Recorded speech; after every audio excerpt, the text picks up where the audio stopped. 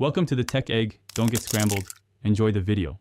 You start by preparing both devices, insert fresh batteries or charge the controller, and enable Bluetooth on the laptop. Once done, press and hold the Xbox guide button until it lights up. This wakes the controller. Make sure the laptop's Bluetooth settings screen is open so you can confirm pairing quickly. Then press the small connect button on top of the controller. The light will begin flashing fast, indicating pairing mode, and your laptop should list Xbox wireless controller for you to select and connect. Once paired, Windows usually installs drivers automatically. If not, open Device Manager and look for unknown devices or Bluetooth peripherals and update drivers.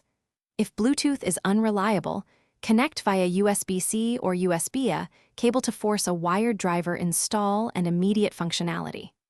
After drivers are present, open the Xbox Accessories app to check firmware and map buttons if desired. Make sure inputs register by testing in the Windows Game Controller's control panel. This verifies stick calibration and button responses before you launch any games.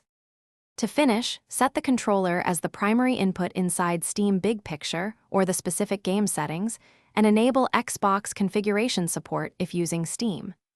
If connection drops or buttons misbehave, remove the controller from Bluetooth, restart the PC's Bluetooth service, and repair. This resolves most handshake issues. If problems persist, switch to a wired USB connection or use the official Xbox wireless adapter for PC to eliminate Bluetooth interference.